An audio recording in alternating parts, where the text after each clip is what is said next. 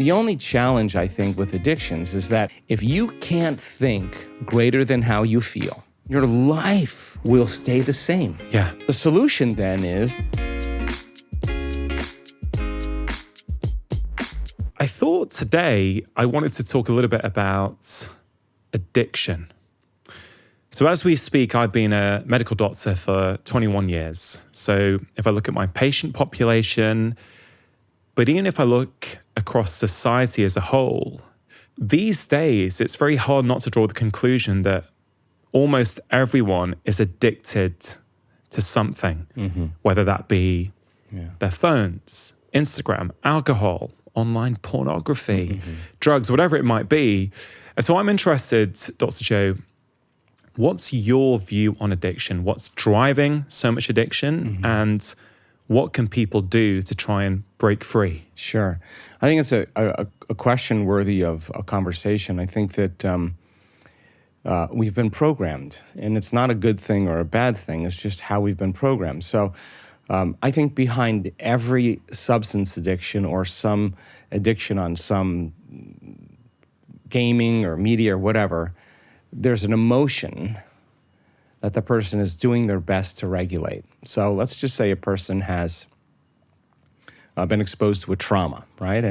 And when we have an event in our life that changes our emotional state, the stronger the emotion we feel from the shock, the betrayal, the trauma, the news, whatever it is, the more altered we are inside of us, the more the brain freezes a frame and takes a snapshot, and that's called the long-term memory. And long-term memories, so we remember them because we can remember the feeling associated with them.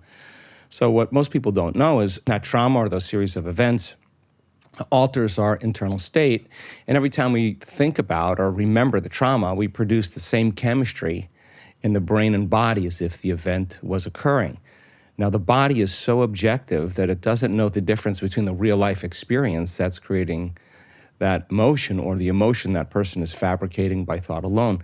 And it only takes a thought and a feeling, an image and emotion, a stimulus and response, and you're actually conditioning the body subconsciously into that emotional state. And that sets the baseline of that person's emotional state. So then the person goes, God, I feel empty, I feel anxious, I feel unworthy, I feel resentment, I feel frustrated, and I don't know how to change it.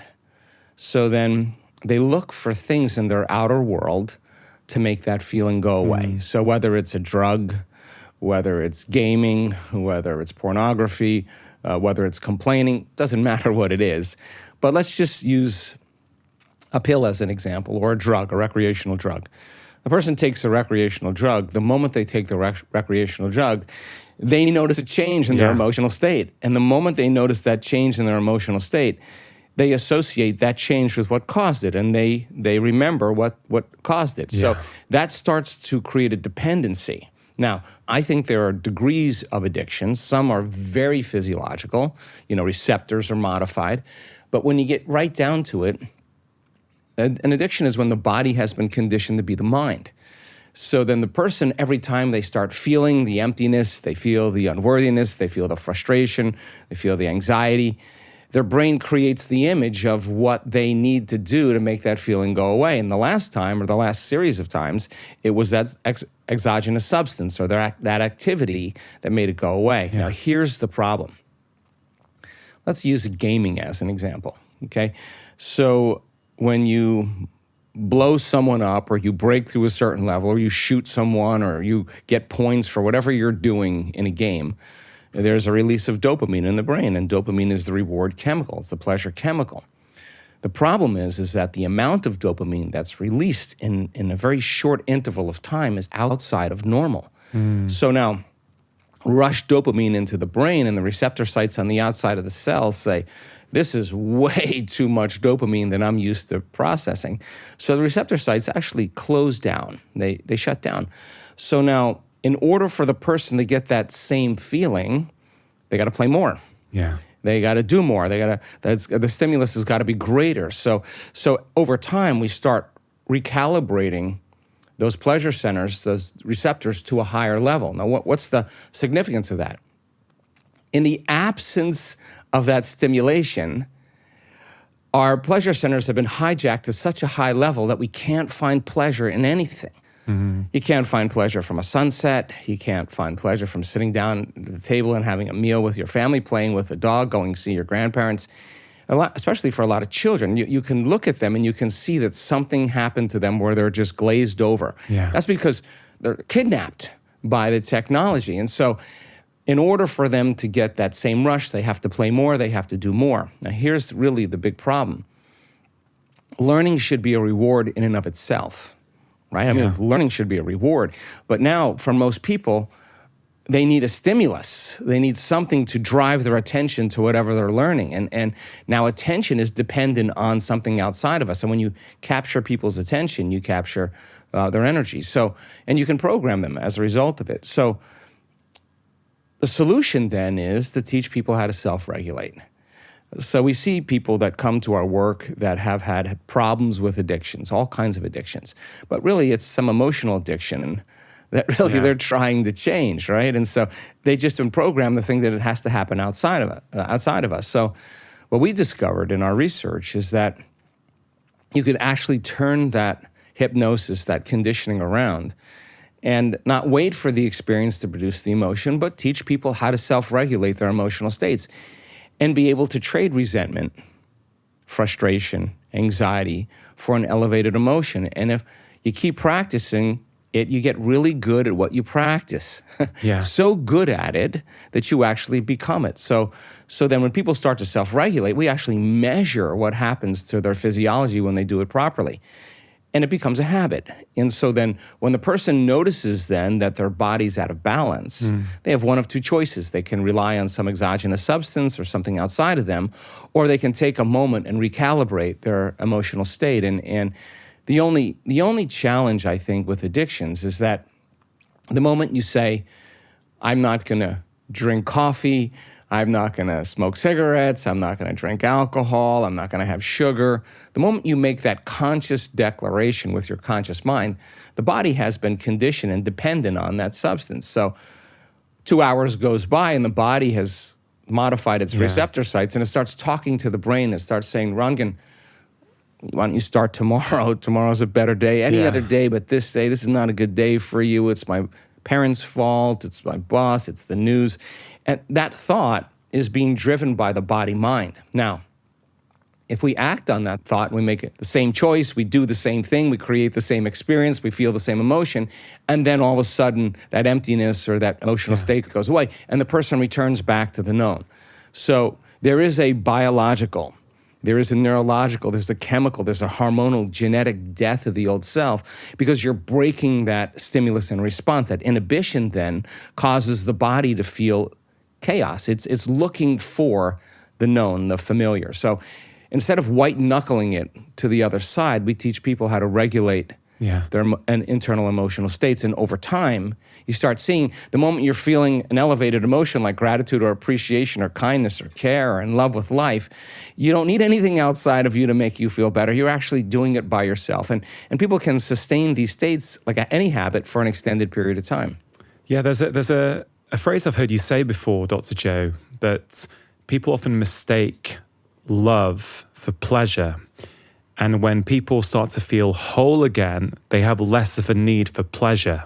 Yeah. And I think that really speaks to what you've just said. You know, when you feel these, as you call them, elevated emotions, you have less of a need for these quick dopamine fixes, right? Yes, exactly. I mean, think about it. I mean, how could you want, if you're whole, if you're whole, there's no need to want, there's no lack, there's no separation. What does that mean, whole? Well, here's how we describe it.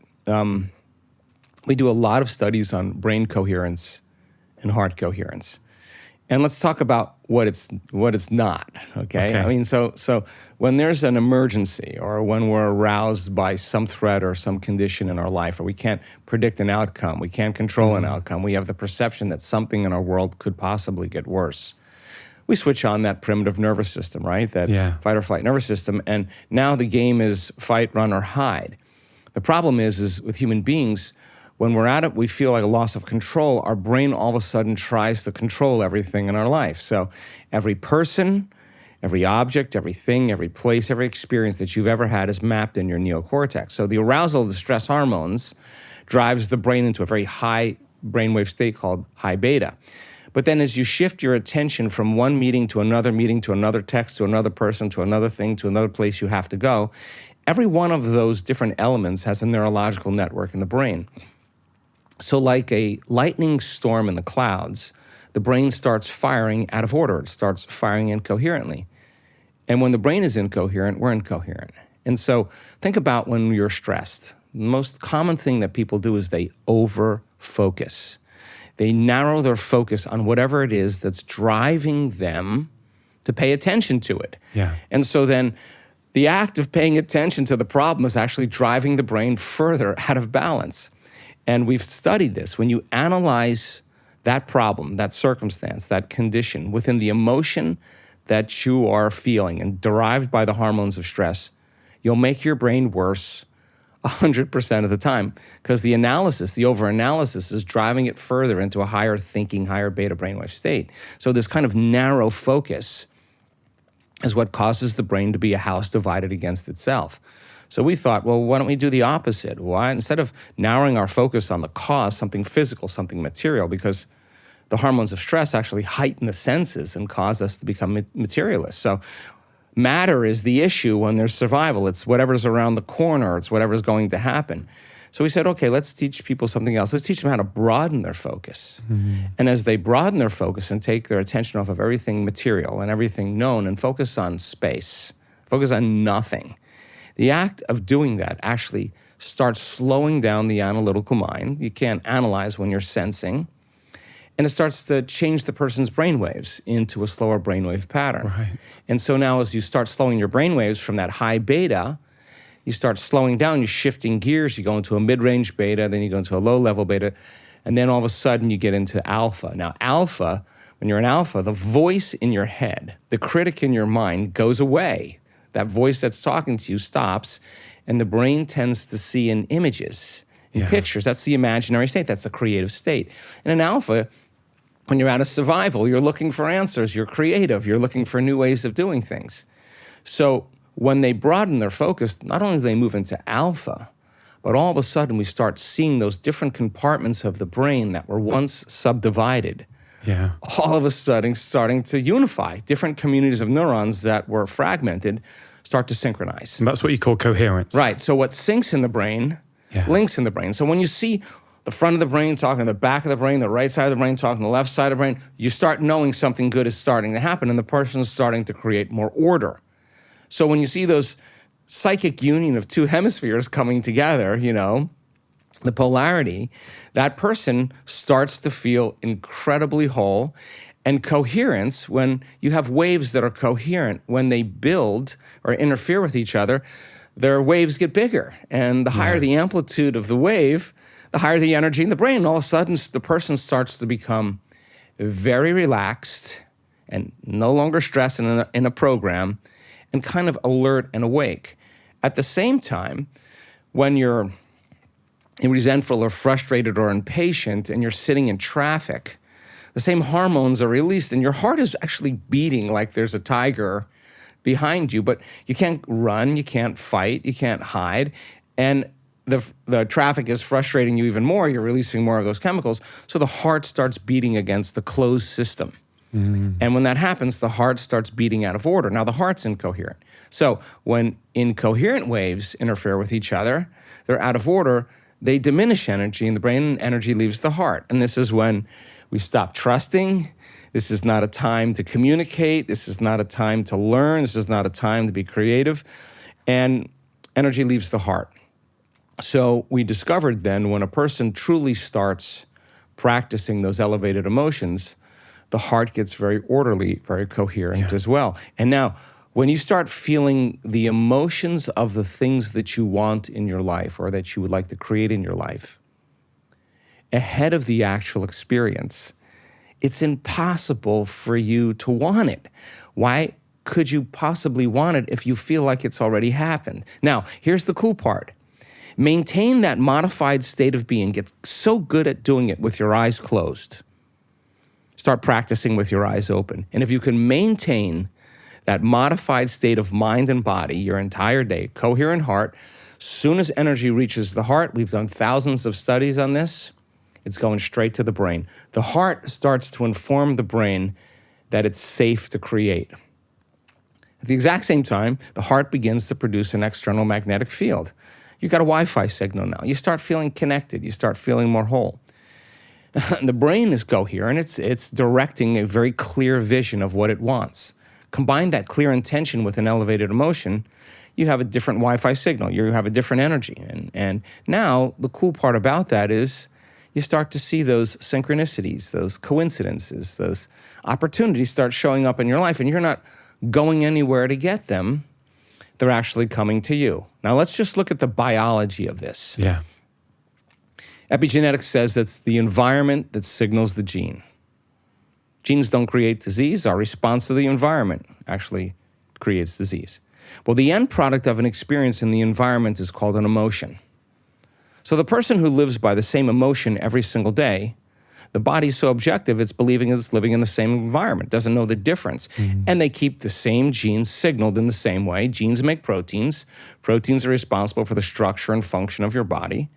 The expression of proteins is the expression of life. And the person now is in the same emotional state. They're expressing the same genes, and nothing changes in our life until we change. Yeah. Okay, so now the person who trades resentment and frustration and anger and everything else for an elevated emotion, and they can sustain that state, the body's so objective that it's believing it's living in a different environment. Yeah. So they're knocking on the genetic door. So the elevated emotion the person memorizes, the body is so objective it doesn't know the difference between the real life experience that's creating that emotion and the emotion that that person's regulating by thought alone. Keep knocking on the genetic door. You down-regulate the gene for disease and you up-regulate the gene for health, because their body's in a different emotional state and the body's believing it's living in a different environment. And we've done studies with novice meditators, and we were curious to see what kind of biological changes would take place in 1 week if you went all in, like immersed yourself in the entire week-long event. Like people do on their 1 week Yeah, retreats. on our 1 week retreats. Yeah, so we draw blood, and we look at about 2,882 metabolites, all exosomes, gene expression.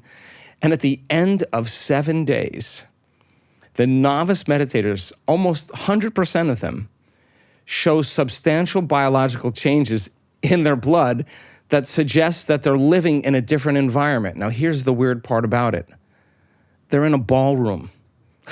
There's nothing going on in a ballroom. I've been to thousands of ballrooms. There's nothing very exciting going on in a ballroom. They're actually making those changes inwardly. And I say to our research team, where are those chemicals coming from? Where are they coming from? The person's not taking any substance. Yeah. It's coming from within us. And so the nervous system starts manufacturing a whole pharmacy of chemicals equal to the person's intention and emotional state. And it's how we think and how we feel that begins to alter things in our lives. Yeah, I mean, it's absolutely incredible to hear this.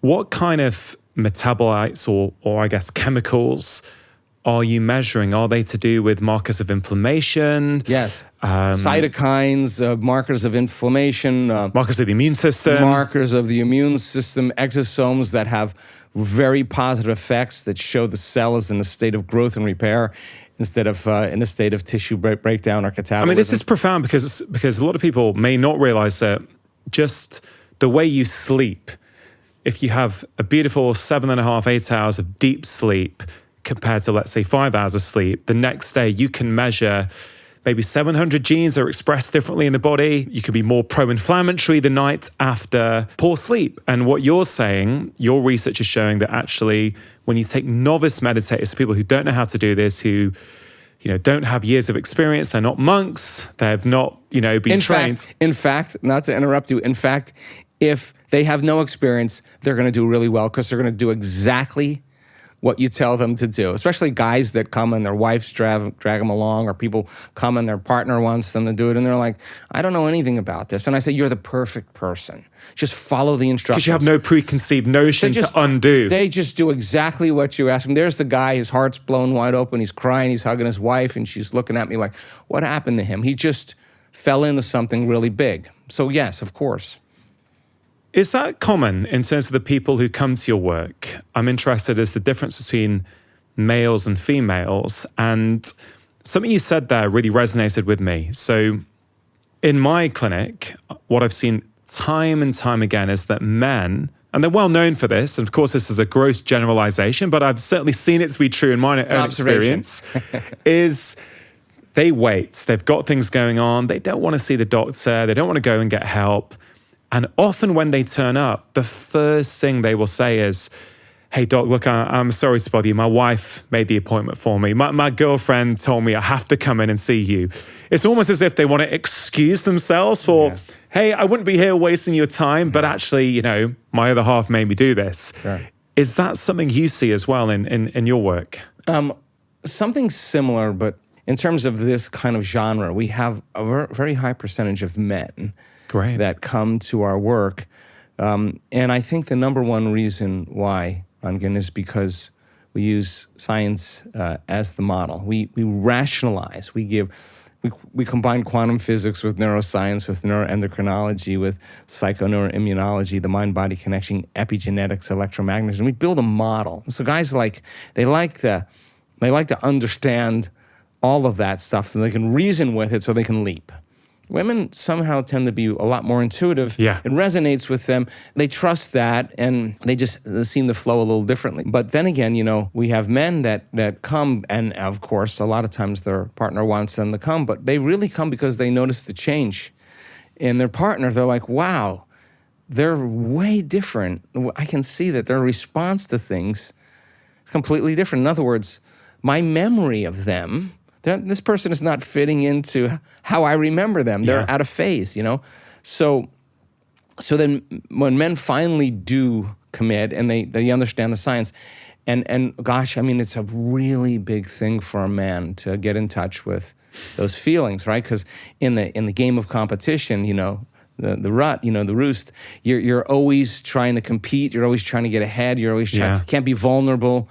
Well, that works for a really a good amount of time when you are matter trying to change matter, when you got to do things and you got to work hard and you got to be driven and all that stuff, sacrifices. But we teach that there's another way to create, actually, and that is really that opportunity for them to open their hearts. Now, I have stood next to men that have done it and completely reversed the health condition within a very short amount of time because, you know, here comes the house of cards. You know, they just realize that they've been holding this facade, this image of themselves, just so that they can keep up and play the game.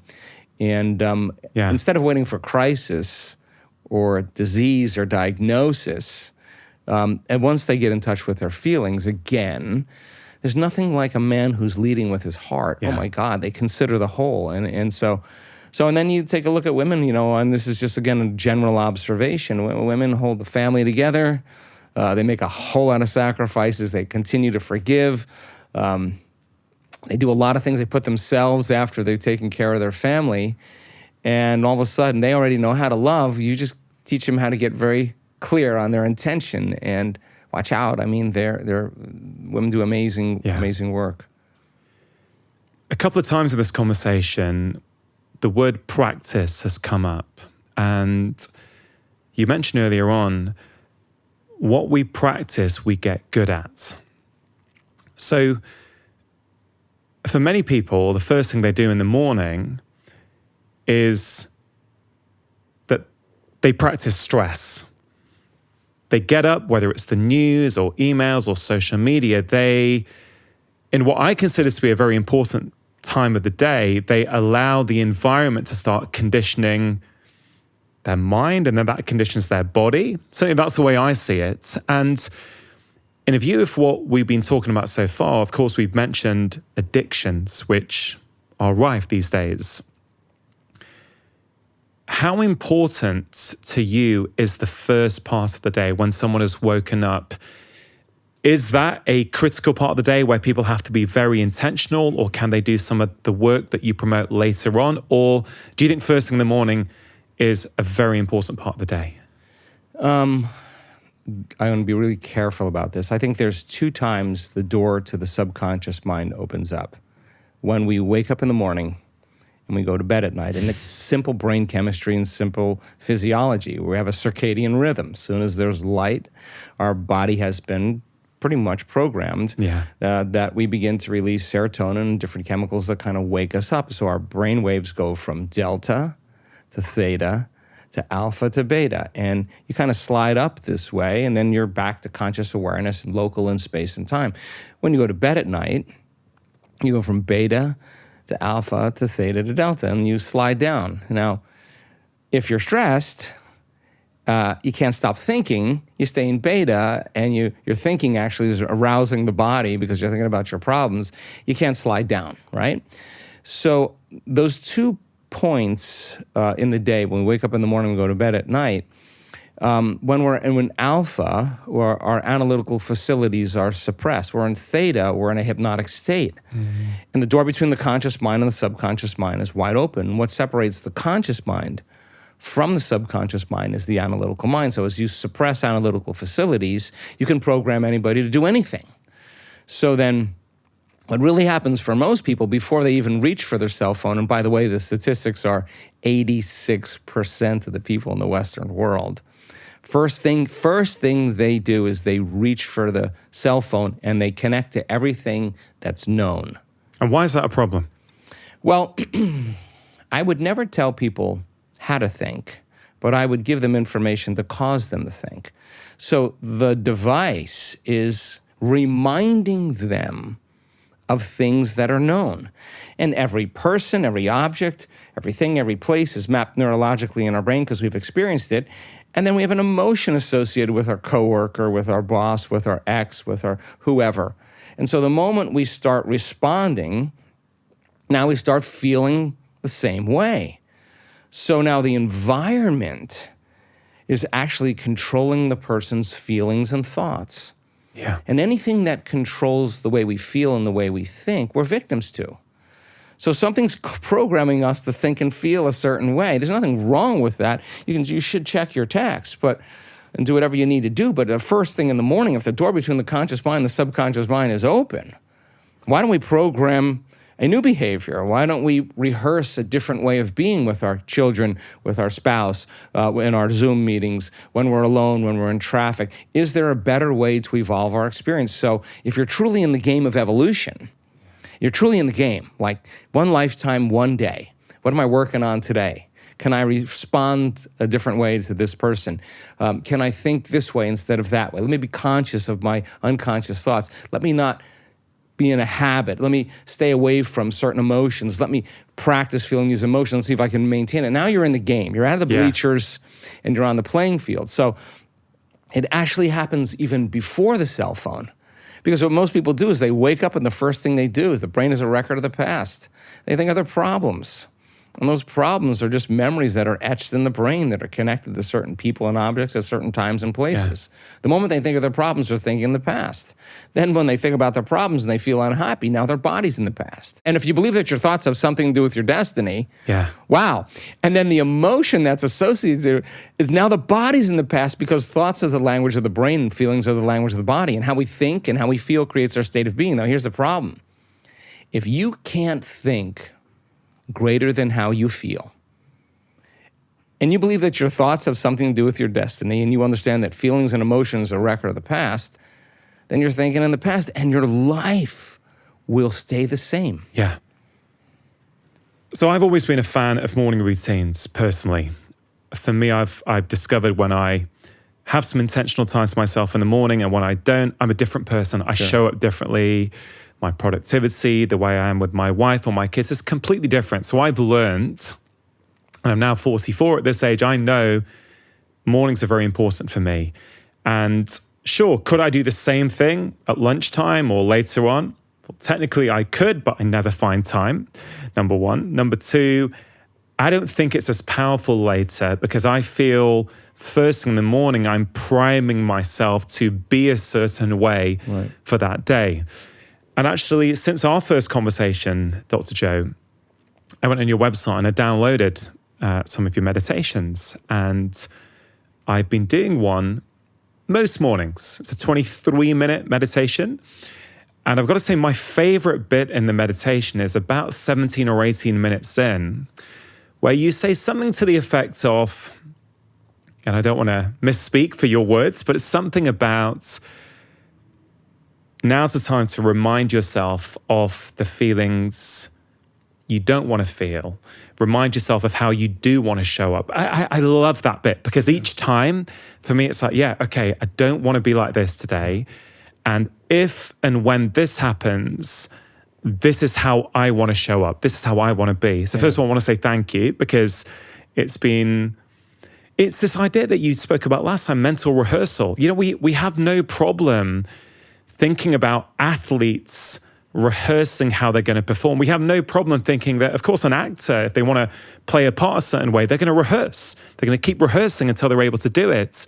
Yet, most of us don't really apply that in our own life. We don't think, yeah, I need to be rehearsing for the person I want to be in my own life. Yeah. The game of life. The game of life, the most important game. The most important game. Well, 95% of who we are is a set of memorized behaviors, automatic emotional responses, unconscious habits, hardwired attitudes, beliefs, and perceptions that are running pretty much like a computer program. They're automatic, right? So you can think positively all you want. You can say, I'm healthy, I'm wealthy, I'm free, I'm worthy, I'm worthy. And your body's saying, no, you're not, you're miserable, right? So it makes sense that there's got to be an unlearning process. And we got to stay conscious of our unconscious thoughts that slip by our awareness unnoticed. We got to watch how we speak. We got to observe how we act. We got to pay attention to the way we're feeling, and we have to become so conscious of those unconscious states of mind and body that we don't go unconscious in our waking day. Because how you think, how you act, and how you feel is your personality, and your personality creates your personal reality. So if you're thinking the same way, you're acting the same way, and you're feeling the same way, nothing's going to change in your life, right? So then the unlearning process is as valuable as the relearning process. The breaking the habit of the old self has to happen before you reinvent a new self. If you're enjoying this video, I think you are really going to enjoy my new book, Happy Minds, Happy Life, The New Science of Mental Wellbeing. I've been a practicing doctor for over 20 years now, and I can tell you there's a very strong link between happiness and health. Happier people are healthier and they live longer. Now, happiness is actually a trainable skill that all of us can get better at once we know what to work on. And that's what my book is about. All the simple, free tools that you can use in your life to help you feel calmer, more content, more in control, yes, happier, but also healthier. You can order the book right now. All you have to do is click the link in the description box below. You got to prune synaptic connections before you sprout new connections. You got to unfire and unwire before you refire and rewire. You got to deprogram and then reprogram. How do you unlearn? Because I guess if we think about addiction, for many of us, this is just living in the past. We're just repeating behaviors that we've done in the past that made us change our state, that gave us that dopamine boost. I get you can meditate, you can feel that elevated emotion with a very, very high degree of emotional intensity. But how do you go about becoming conscious and unlearning those previous patterns? It's trial and error. Yeah. You got to go out into life and try it out. Okay, I've changed my internal state. You could have a great meditation. You can connect, your heart could open. This happened to me. You could open your heart, you could be amazing, you feel like the day is invincible. And you get up, and then the rest of your day, you're unconscious, the 15 hours of your day. So you're going to weigh 1 hour of being in a different state of being against 15 hours of you being unhappy and rushing and in a program. So then, how many times do we have to forget until we stop forgetting and start remembering? That's called change. How many times do we have to go unconscious to the point where we no longer go unconscious and we stay conscious? That's the moment of change. Now, if you're truly out of the bleachers and you're on the playing field, and this happens to a lot of people in our work, they say, I really believe that this is the truth. I really believe that you could heal yourself. I really believe you could change your life. I've seen the testimonials. I just never believed that it could happen to me. Now, this is a big moment. Now you're really stepping on the playing field. So a person who starts doing their work, they're not interested in healing. The person who's truly interested in this work, they understand that the only way they can heal is that they have to change. They're not saying, I'm going to wait for my wealth or my healing to happen in order for me to feel grateful and be joyful in life. They're saying, if I feel grateful, my healing's going to begin, right? If I feel more whole, then there should be some change in my gene expression. So they've studied the content, they've studied the information, and now it becomes extremely practical. So they may have a great meditation, and we've seen this happen to many people. They sleep better, they have less pain, they have more energy, but their blood values never change. Now, they don't say, oh, I feel better, but I'm failing, this doesn't work. They say, what is it about me that's stopping this from completely healing? Okay, how am I in my waking day?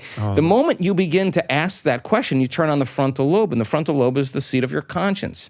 Now, the moment you start looking at the end of your day, how did I do? This is such an important question. How did I do today? Did I fall from grace? When did I lose it? And who did I lose it with? If I had another opportunity, how would I do it differently? They'll tell you, I've seen them stand on the stage and tell their story and say, I had to start really watching myself in my life. Yeah. How I was emotionally responding to my ex, how I was emotionally responding to my financial problems. I had to really, really pay attention to that. And that takes an enormous amount of energy and an enormous amount of awareness to stop the program, right? So you forget and you go, damn, I went unconscious there. Now, you didn't lose, you didn't fail. You just became conscious. Now, if you keep becoming so conscious of your unconscious states, you're outside the program. You're only in the program when you're unconscious. Yeah. The moment you're conscious, you can objectify your subjective self. So you can see yourself through the eyes of someone else. So the learning process comes from the mistake. The brain learns by mistakes and surprises. I've made enough of them in my life. It's just whether you're going to do it again. Yeah. You want to do it again, you're back in the habit, back in the routine. If you say, this is it, the next time that happens, I am not going to do that. Not for anybody else, but because those emotions actually, my response to that person or that circumstance is actually weakening the organism. Is that person, that circumstance worth it? So then it's evolution. It's evolution. The challenge then has to be met with a greater level of mind. Now, if you're just doing your meditation just because you want to please God or do the right thing or feel good about yourself, that's going to get stale after a while because it's just going to become another routine between your coffee and your shower and your emails and your drive to work, and people aren't present, right? So the familiar past, conditioning is based on the past, that thought and the feeling, but habituation is the programming them to predictable future. That's the known. So if you teach a person how to find the present moment, that's where the unknown exists. And that takes a lot of energy and a lot of awareness. And yet, if you practice it, the body literally will begin to respond to the mind. It's like training an animal. It finally relaxes. And when that occurs, your response to people and circumstances in your life will be different because you overcame yourself at the beginning of the day. So I'm an early morning guy just like you. I get up really early. Why? Because nobody bothers me. What time? 4:30-ish, somewhere around there. And then what do you do? I get in my think box. What's a think box? Well, okay, what am I doing today? But I'm not going to sit down and just jump into a meditation. What thoughts, before I go into this meditation, am I going to stay away from? Well, what circumstances, what things I can think about later that aren't that important to me? What emotions, what memories am I going to stay away from? If I go there, I know what that's going to do. I mean, why am I doing this meditation? What am I going to be doing? How am I going to do it? So I just like anybody who does anything really well, you get in your think box and you organize what you're going to do. Are you doing this in bed, or are you having coffee first? Or? I just get up, move around a little bit, do a few things, maybe write some notes down, because then I can assign meaning to the act. I can stay conscious when I'm in it. So you do all this before your meditation? Okay. Always. But then when I get in my play box, there's no thinking. I did all my thinking in my think box. You did all your thinking in your think box. Is that also when sometimes we wake up and there's these kind of thoughts that are just popping up? Is you writing down a few things, is you processing them, a way of sort of quietening down the noise so that you can drop into meditation? Yeah, so let's say I have 10 Zoom meetings in one day. I look at my calendar and I go, okay, none of that, I'm going to get to all of that. This is not my time to think about the known. I know all this stuff is going to work out. I know how the Zoom meetings are going to go. Okay, but let me just make sure when I'm in these certain Zoom meetings that I'm leading with my heart and I'm being the person that I want to be as an example for my team. I want to make sure I'm communicating really clearly. I'll make time for this, that. Okay, I get all that out of the way. Well, that's all the known stuff. But when I come to execute now, well, what am I going to do to open my heart today? Like, what am I really going to do? When I do the breath to bring energy into my brain, what am I bringing? Like, where am I going to go to that? What do I want to experience? How do I do that? Let me just review that. Okay, then I'm going to open my focus. I'm going to go deep into nothing. I'm going to go as far as I can. And then when I get to that point, then I'm going to create. And when I create, this is what I'm going to create. So I'm not thinking in when I'm there, what should I create? I've already got that all worked out. I'm rehearsing. I'm getting clear on what I'm going to do. I'm getting clear on what I'm not going to do. I'm getting clear on how my last meditation was and how I want to evolve my next meditation. So then when I get to my play box, I'm not analyzing and thinking, because if I'm analyzing and thinking, I can't do it, right? So I get that worked out. If it takes me half an hour, I allow for 2 hours for myself. If it takes me half an hour to get very clear, and then sometimes there's disturbing things that I have to get through because there's meetings and stuff like that. But I just go, that is all always going to work out. This is you. This is your time. It's interesting, Dr. Joe, that for many of us, for many people, meditation is almost like your pre-day ritual, right? So you meditate to prime yourself for your day, how you're going to be. But when you talk about your morning routine, you have a pre-meditation ritual, which I find really, really interesting. Because I want to get into it. I want to assign meaning to what I'm doing. When you assign meaning to the act, you turn on your prefrontal cortex, and the prefrontal cortex says, "Quiet. Everybody that's not involved in this intention, settle down." So the frontal lobe will actually lower the volume to the circuits in the brain that are disturbance. So when you assign meaning to something, you get more value from it. So I just learned that if I just get in and just do my meditation, sometimes they're wonderful because I've done it enough times.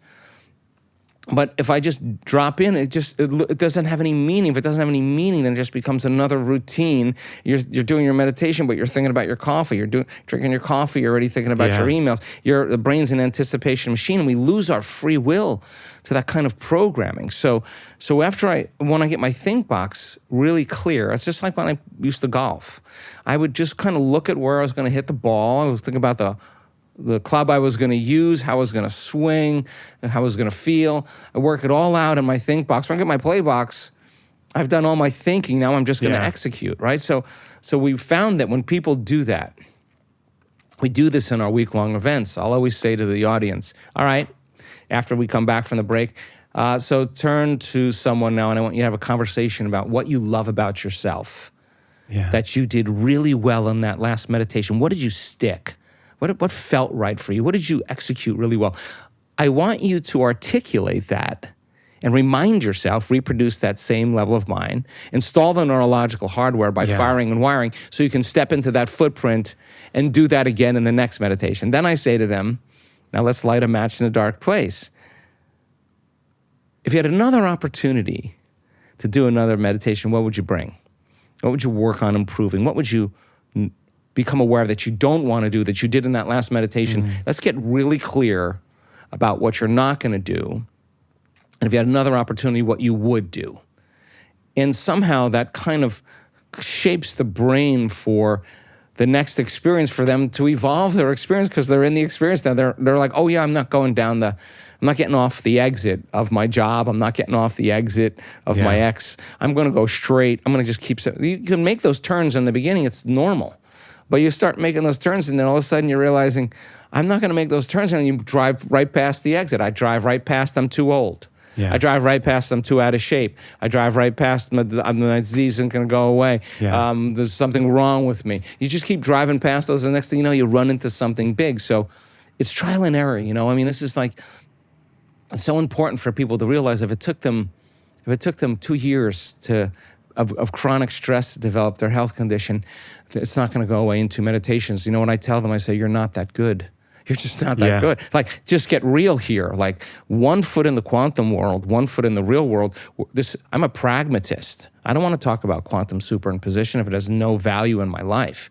I want to talk about what it is that evolves my experiences. So if you're truly in the game of change, then you would be rehearsing how you were going to be in the next Zoom meeting if you were really off in the last one. If you wouldn't say, oh, I'm this way because of that person or that circumstance. That's that program of being a victim saying that person or that circumstance is actually controlling the way I feel and think.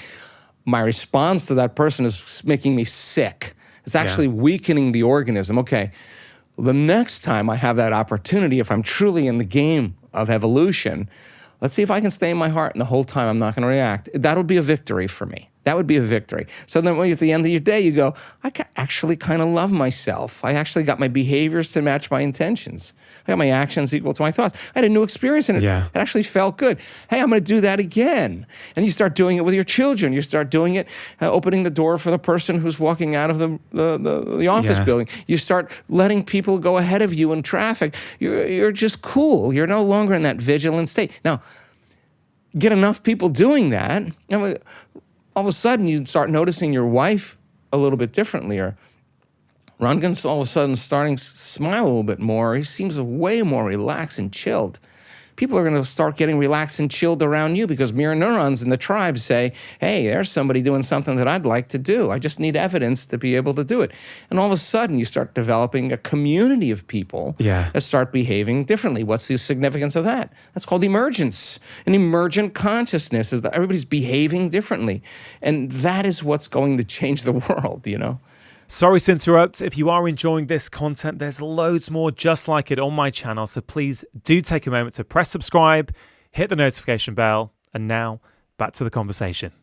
You know, one of the core ideas I get from your work is that we all have a choice. We can choose and practice the way that we want to feel so that we actually start feeling it every day. You mentioned victim mindset a little bit already, and I want to talk a little bit about that shortly because I think many people will say, I'm the way I am because of this. And we'll get to that in just a second. Before we move to that, for someone who is watching this or listening and is intrigued, and they go, okay, I understand, I've got a choice, I can practice feeling an elevated emotion. They also hear you saying that this can take time. If you spent 10 years in stress, it ain't going to happen overnight. And sometimes it does, though. But sometimes it can do. How quickly might someone, if they wake up and they don't reach for the phone and don't put the news on and they decide to engage in a meditation, maybe with a pre-meditation ritual like you do, how quickly might someone start to feel a difference? 1 day, 2 days? Or is it realistic that within 7 days, someone's going to start to feel quite differently? Okay, let's talk about this because I don't want to mislead anybody. Knowledge is the forerunner to experience. The more people understand what they're doing and why they're doing it, the how gets easier. And this is a time in history where it's not enough to know. This is a time in history to know how. The practical application in understanding that philosophy, that theory, that intellectual knowledge, that information, once you start to apply it and personalize it and demonstrate it, the more you can understand that, why you're doing it and what you're doing it, you get greater value out of it. So we have people that are diagnosed with serious health conditions, that are nurses, that are cancer researchers, that are physicians, that are engineers, or just a person who just really wants to understand the content. Now, it's so much easier to forget this information than to remember it. It's just, I always laugh at myself because I have to go back and relearn it again, and I think I know it pretty well, and yet I forget. I don't know why, but it's just the way it is. So when our meditations get stale, it's because we forget what we're doing, right? So the person who really, really takes the time to study instead of watching Netflix, instead of scrolling through TikTok, instead of getting on their phone and doing mindless texts or whatever, they're going to set aside an hour a day and I'm going to learn this information. When they sit down to do the work, they're present. They understand if they feel this emotion, that they're going to signal a new gene in a new way. If they feel the other emotion, they're going to down-regulate that gene and up-regulate the gene for their disease. So now it's an understanding. Yeah. If I rehearse how I'm going to be mentally, I'm going to install the hardware in my brain. If I keep doing it, it's going to become a software program. I'm going to start acting that way. Okay, if I say I can't, it's too hard, I'm too tired, I don't feel good, those are the things that stop me. Okay, but what if I just start saying anything is possible? I believe in synchronicities. What if I, with my intention and attention, just really get clear on that? Would that be the new voice in my head? So now, the person who's truly present and not thinking about their shower or the emails they have to do or their cell phone or their texts or when they have to take their kids to ballet or whatever, you're going to get to all of that. The person who's truly present, if they follow the instructions, we've seen them have very significant changes. First, in their subjective experience of themselves. Like, wow, my back pain isn't there. That's kind of weird. Or, God, I slept better last night. These small indicators or feedback to tell you that whatever you're doing inside of you is producing a result outside of you. Keep that up over a period of time, and you see instrumental changes taking place in the person. Now, another person who has had a series of traumas, been abused in some way from childhood, is facing a lot of health conditions, a lot of emotional and psychological conditions. We don't want them to heal in 1 week. We want them to work on overcoming those emotional states, and those are the victories. So sitting down in the meditation, and when their body starts getting agitated or starts getting anxious, instead of quitting and saying, I can't meditate, because that would be the extent of that person, just be curious. What's on the other side of this? Can I lower the volume to this emotion? My body's craving this emotion. Let me settle it down into the present moment. That would be a victory. So that person with a lot of trauma, there's a moment in the meditation where they feel uncomfortable. The easy thing would be, hey, I'm going to stop. I'm going to put on Instagram. I'm going to get a coffee. I'm going to do anything else to distract me.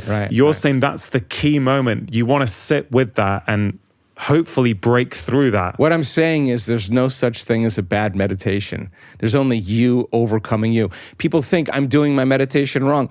No, you're doing it right. Even if it's difficult. That is the moment that is going to define the person. So then the person goes, oh, God, I feel really uncomfortable. I'm not a good meditator. There's something wrong with me. It's my trauma. It's my past. It's my parents. It's whatever.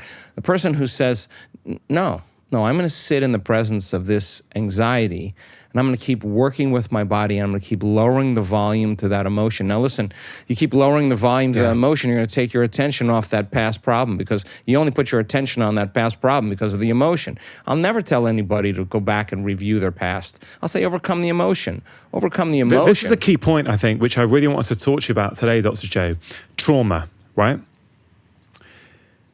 There's a lot of awareness growing now about trauma, the impact of our childhoods, how we're spoken to, the beliefs we take on as kids, how that impacts us as adults. Now, one approach to deal with trauma is to go there, to go and unpick it and uncover it and see a therapist and detail what happened, why it happened, get an understanding of why you're behaving a certain way as an adult. Now, I think for many people, I include myself in this, that can be incredibly powerful and incredibly important. But I also see, when I think of your work, I wouldn't say it's mutually exclusive necessarily, from the outside at least. But is there a danger that we can spend too long in our trauma, processing our trauma, trying to think about it? Because effectively, a key message from your work is don't get stuck in those emotions of the past. Don't let your past define you. Think about that vision of the future. Start to feel what you want to feel in the future so you can experience it right now. But can someone go back, revisit their trauma, try and process it? And is that approach consistent with yours? Or would you say it's a better approach, or a different approach is to not spend time there, just create the new reality? Yeah, I think I'm down the middle on this, okay? I think there are many modalities that work for trauma. what I've discovered is that insight never really changes behavior. You can see that your father was overbearing or was an alcoholic, or you could see all these different things, like you could come up with the insight of all these different things. The problem that I see with people is then they tend to excuse their change by saying, oh, I had a rough childhood, that's why I am the way I am. They're excusing their present position. So, and again, trauma is a difficult thing, but for me, the person who's living by the identity in their life that they were traumatized as a child or whatever it is, or they've had a trauma in their life, I'm not saying forget the trauma and create another emotion. I'm saying that the person who's willing to go through the emotion and keep working on lowering the volume to it, we have had so many people in this work with brutal pasts, really, really difficult pasts, do the work, and finally they reach that point where they just break free from the emotion. They look back, and I have interviewed enough of them. It's the same thing. They look back at their entire past, and they don't want to change one thing in their past because it brought them to this elegant moment where they're liberated. They see their betrayers, they see their abusers, they have nothing but love for them. Now, the side effect of that, and many times they'll say, it was like my heart blew wide open. They had to pass through the valley of the shadow of darkness to get there. And they just thought, I don't know if I can go any further. And they went one more time. And the body literally was liberated from the past, right? Because the trauma is not just in the brain. The trauma is stored emotionally in the body. So you want to take the body out of the past, out of the known. What do you think the body's going to say if it's been conditioned to be the mind? The unknown is a scary place. You step out into the unknown, you're going to be unprepared for that trauma. You don't know how it's going to happen. And so the person keeps clinging to the known. But when the person finally overcomes the emotion, the body literally is freed from the chains of the past. The side effect of that is seeing the past from a greater level of consciousness. Lo and behold, there goes the suicidal tendencies, there goes the dysfunction, there goes the irritable bowel syndrome. That was because the body was still living in that past event by living by the same emotion. So the research on memory is kind of fascinating, and I've studied it enough. The way we recount the past is not the way it happened, even if you absolutely think you remember it being that way. So we don't have the same brain as we did when we were 8 years old or 12 years old or 20 years old. We have a different brain. We have a completely different brain. So the fabrication of the story for many people, they embellish the story and make it seem even worse than what it was. But what you're saying is, I changed in those moments, and from a biological standpoint, I haven't been able to change since. So let me tell you why it's been so hard for me to change. And the story becomes dramatized or embellished.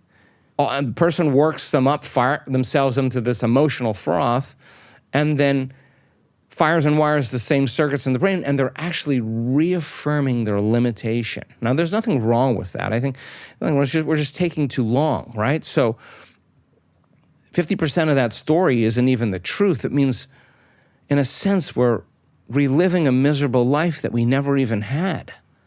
And we don't want, but the unknown, people would rather cling to their suffering. This is not a judgment. We all do this. We'd rather stay in the known than take a chance in the unknown, because those emotions of survival are saying what? Run from the unknown. The unknown is a scary place. So now the unknown, you got to come up against that moment where you're going to actually leave that behind and step into the unknown. This is not an intellectual process. This is David and Goliath. There's a battle going on where the body keeps wanting to go back to its familiar state because it's subconsciously been conditioned to be the mind, stay in the known. So then if the person keeps revisiting the trauma from the past, I'm not certain enough that when they revisit the trauma from the past, unless they learn how to desensitize their emotional response to it, that it's going to work for them. What I learned is that if the person overcomes the emotion, the memory without the emotional charge is called wisdom. And now you no longer belong to the past. So the body gets frustrated in the meditation. Instead of taking your blindfolds off or turning the lights on and say, listen to the voice, I can't meditate, this is too much. The sincere person says, what's on the other side of I can't? What's on the other side of this emotion? Let me see if I can settle my body back down out of that emotion and recondition it to a new mind. And the act of doing that in the beginning is very tedious. And all of a sudden, the person starts getting better at it. And they're telling their body it's no longer the mind, that they're the mind.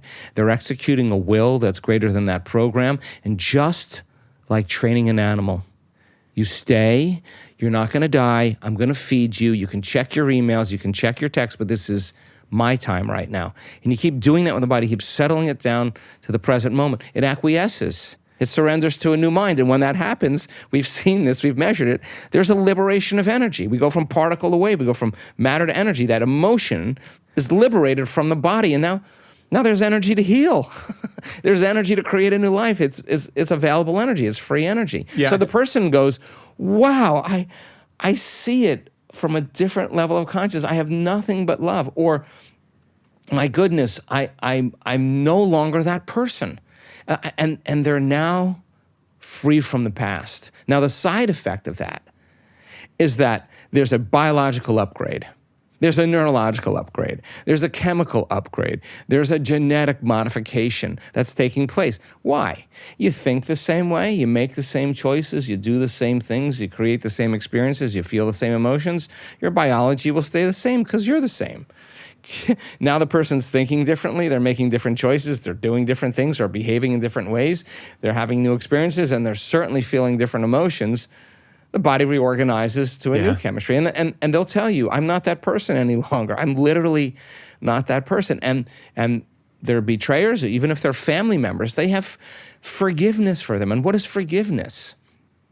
You take your attention off the emotion. You overcome the emotion. You don't pay attention to the person or the problem. Now you're free. You free yourself and you free them. And what if someone says to you, Dr. Joe, look, I get what you're saying, but my ex-husband cheated on me, right? They shouldn't have done it. I cannot forgive them for what they did. And the reason I'm asking is because this is exactly what happened with one of my patients. Because this often happens. So I talk a lot about forgiveness. And a lot of people push back. They go, yeah, I want to, but you don't know what happened to me. This was really, really bad. Like, this cannot be forgiven. What would you say to that person? I'd say to them, I want you to think about something in your life that you've done that you would like forgiveness for, that you don't feel good about. And forgive that person in the way that you would want to be forgiven, and you would be forgiven yourself. I mean, we've all had indiscretions. Nobody's perfect. So that person that is in that state is still in the emotional state. The problem with that is that no new information can enter the nervous system that is not equal to the emotion the person experiencing, because it's not relevant. So the question really is how long do you want to do that? How long do you want to do that? And again, knowledge and information about what that is doing to that person's health and their biology. If you reason with them, we've had this happen enough times in our work. That's not an uncommon situation. When the person finally takes their attention off that and puts it on something else, they notice that they feel differently. Yeah. You can't just tell a person to forgive, because it's kind of an etherical thing. It's a subjective process, right? Yeah. So we've seen this, our oxytocin levels in a lot of our participants go up 200 times, right? That's a lot of love. Oxytocin signals nitric oxide. Nitric oxide signals another chemical that literally causes the arteries in your heart and lungs to actually expand. There's more energy, there's more blood going into your heart. Okay. So when that person takes their attention off their ex, takes their attention off their past, and starts looking at themselves, denaturing that identity that's built on the past. See, that person had a reaction to that circumstance, and that reaction produces a refractory period of chemicals and emotions, right? And if you don't know how to control that refractory period, and it lasts for hours or days, it's called a mood. You keep that same refractory period going on for weeks or months. Now it's a temperament, one long emotional reaction.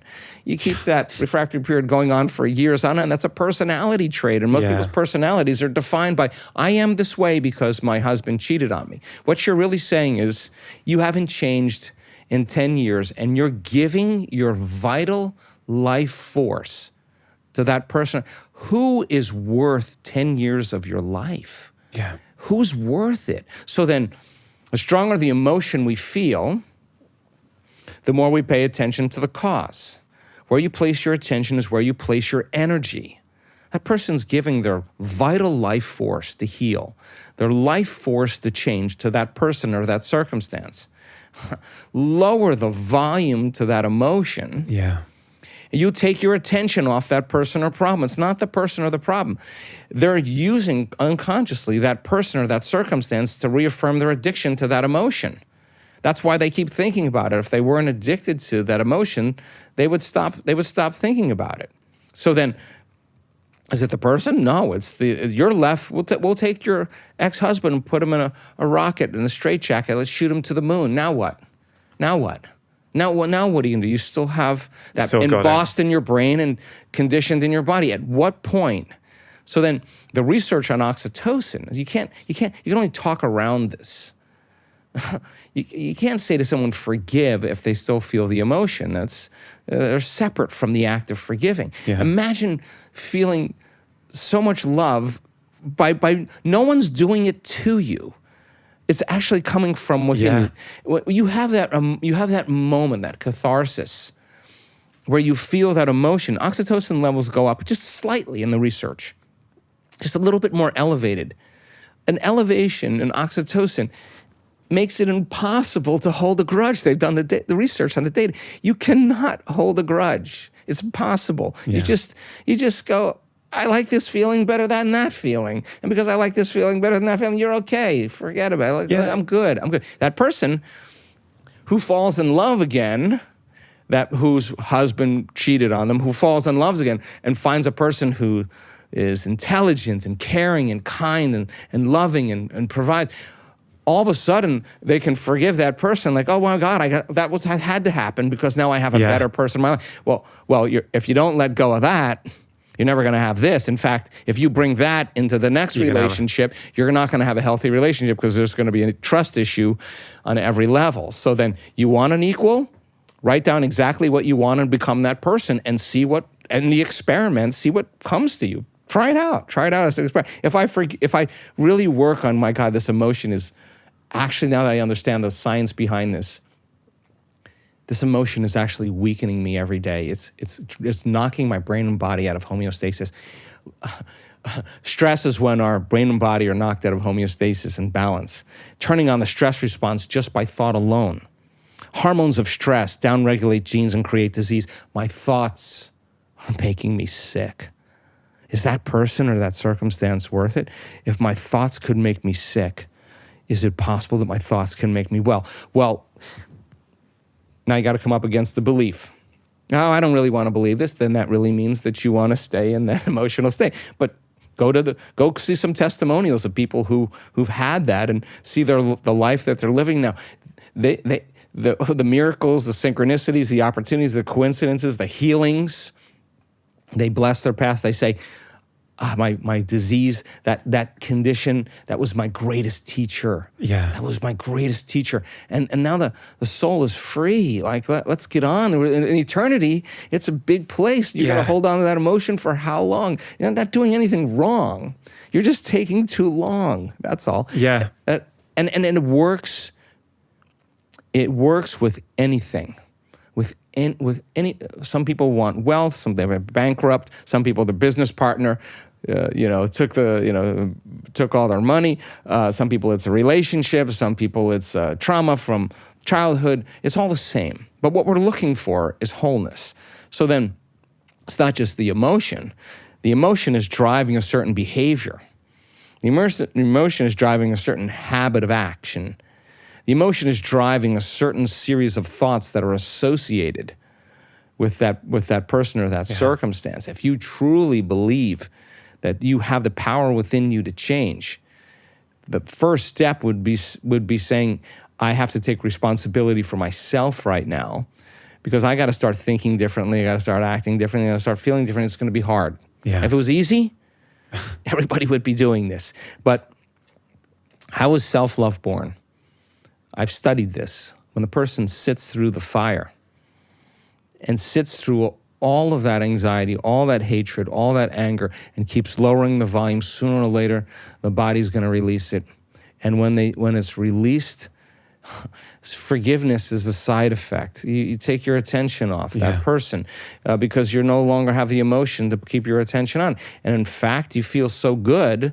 This feels better that you naturally forgive. It's not like, now you're forgiven. It's not like, hey, look at me, I'm forgiving you. It's just kind of like, wow, isn't life great? Yeah. Whoa, you're good. I mean, you're good. I'm getting on with my life right now, right? So emotions keep us stuck in the past, and we tell that story and we reaffirm it, we get in trouble. It's, it subjectively feels better to forgive and practice gratitude and joy. But biochemically, you change as well. This particular patient, when she did ultimately learn how to forgive, because her lifestyle, her diet was fantastic up to that point, but she had chronic high blood pressure. As soon as she started to learn how to forgive, blood pressure starts coming down. Sure. And you know this full well. Like it's, yes, subjectively feels great, but it is literally changing your physiology at the same time. And let me just say one thing about that, because you could have the most organic, vegan, gluten-free, ketogenic, triple filtered water, take all your vitamins, take all your nutrients, work out, do Pilates, do yoga, do your breathing, you do all of that. Get your body chemically balanced, get your body physically balanced. But if you're not going to get your body emotionally balanced, forget it. Yeah. Because the moment you get emotional, your body literally goes to the past. That's the one that matters the most. And people, once they realize it's the emotion that's signaling the gene, oh my God, I better start really taking care of my emotional balance as much as I do with my physical exercise and my diet and all that other stuff. Yeah, I completely agree. This is, for many years I was focused on food and movement and sleep, and I still am. I am too. Those things are important, but I realize actually, if you want to get to the root of the root, it's up here. Yeah. It's how you think. It's how you deal with conflict. It's how you approach the world. It's also, Dr. Joe, what you said about awareness. Like the really powerful idea, one of the many powerful ideas I get from your work is it's about evolution, right? So if you've never meditated before, sure, start meditating. Learn how to meditate. Have a great meditation. Great. That's going to be better than if you weren't doing it. But then learn, I had a great meditation, but I still was judging my coworker. I still reacted to my boss. Okay, cool. Tomorrow, I'm going to see if I can show up and not react in that way. So it's not, and again, we're talking about trauma. You're not saying don't go back and revisit it. You're just saying, hey, maybe don't stay there too long. Maybe if you've been trying to process it for 10 years and you're still there, maybe it's time to shift a little bit. Is that fair to say? Yeah, and look, we're human beings, we're so programmed for survival.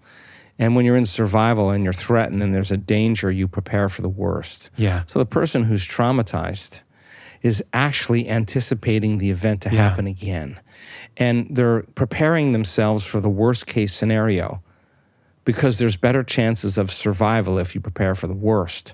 So the brain naturally fabricates an outcome, but it actually says, well, what if this happens, and what if that happens? And now we're this is a really vivid imagination, but it's working against us in a lot of ways. So there's nothing wrong with this. We've all done it. You've had a trauma, you've had an insult, you've had, a betrayal, you have whatever, and then you get wise from the experience, but then you're always, if it's really a strong trauma, then you're expecting it to happen again, right? So the brain is selecting out of the infinite potentials in the quantum field, the worst case scenario, and then emotionally embracing the outcome before it happens, a thought and a feeling, an image and an emotion, a stimulus and response, and they're conditioning their body into the mind of that emotion. They're reliving their past in their future every single day in the present moment. And now it becomes a very visceral and subconscious process. So It takes an enormous amount of will. It takes an enormous amount of awareness and energy to break that apart. And we have so many brain scans of people that have severe anxiety. And you cannot be anxious if you're in the present moment. And they just kept catching themselves, going to that thought and feeling that feeling and bringing it back. And then getting frustrated and going, ah. And then all of a sudden they're there again. Well, why are they there? Because they've been practicing that. You keep practicing feeling anxious, you get really good at it. Yeah. You start practicing feeling gratitude, you get really good at that. We're doing a study with children in Australia, and I say to them, you practice being angry, you'll get good at being angry. You practice being kind, you get really good at being kind, and it feels better. At its core, it's that simple. It's that simple. It really is. What you practice, you get good at. Exactly. One thing I've heard you say recently, which has been really helpful for me, is that you don't get up from your meditation until you've overcome that emotion, until you've reached that place of calm and gratitude and joy. And if I think back to when I started meditating on and off maybe 10 years ago, some days I'd drop in, it would be great. Other days it would be really hard. I think, oh, not today. So I'd walk out of it. I'd go, oh, not today. With a complete misunderstanding that, it always has to be perfect and joyful. Whereas now, I know it's a practice. I sit there for the entire time. Some days it's wonderful. Other days it's hard. Yeah. And I think that's very powerful, what you share there. How long do you really take for your morning routine? So I allow for 2 hours. 2 hours. And I do the first 20 minutes or so, or 30 minutes, depends on me. I'm in my think box. And then the next hour and a half.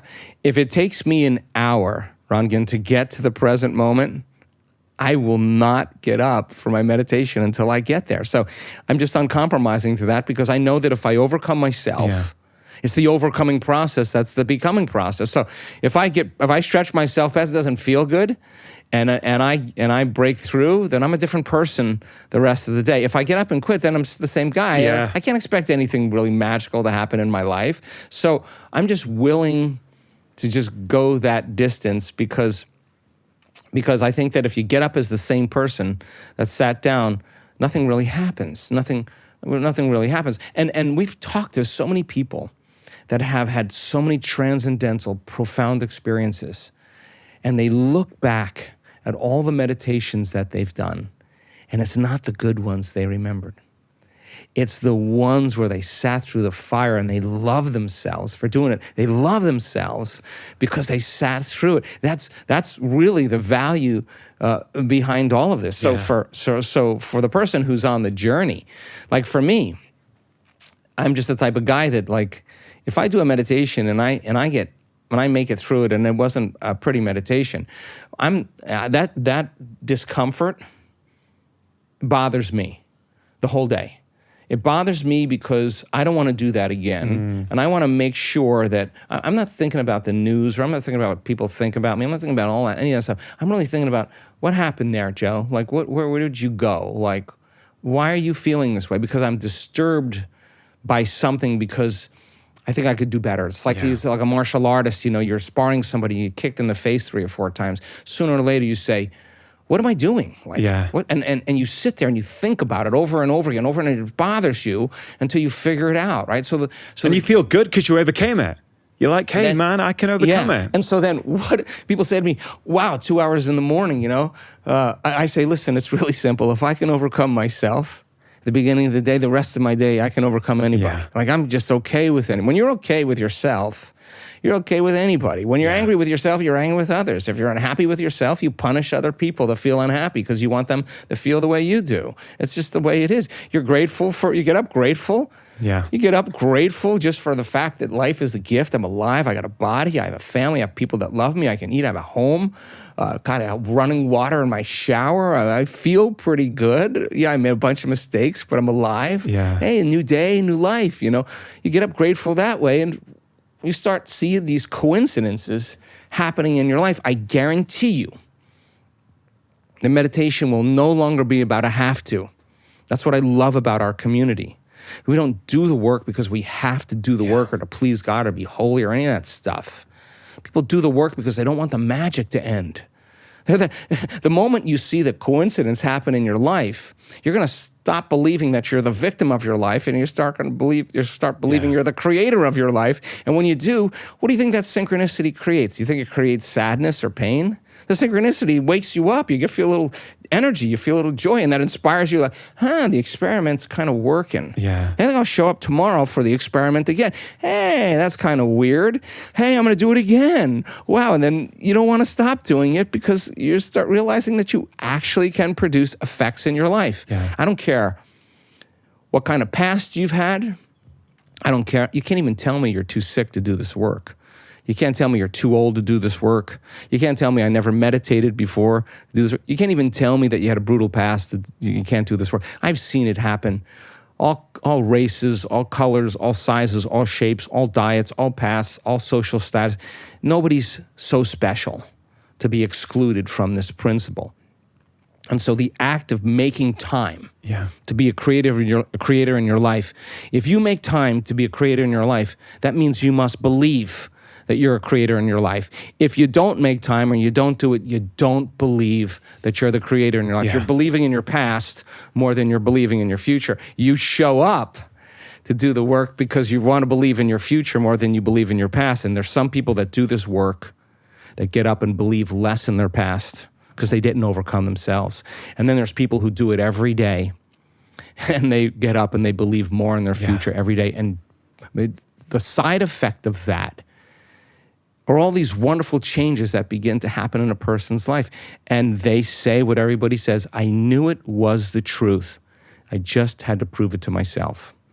Dr. Joe, it's always so inspirational being around you. Just to finish off, for that person who's watching now and listening and says, hey, Doc, I understand what you're saying. I get it. But I don't have time. My life is busy. I don't have time to meditate. What would you say to them? I would say you can learn and change in a state of pain and suffering, or you can learn and change in a state of joy and inspiration. I mean, if you don't have time now, make time when you can. But for the most part, I mean, I want to inspire people to not wait for that crisis or that trauma or that disease or that loss to really change. I want them to be inspired to try it out. It's an experiment. The hardest part about all of this, Rangan, is actually making the time to do it. It's the hardest part about all of this. When we make time for our precious selves, when we invest in ourselves, we invest in our future.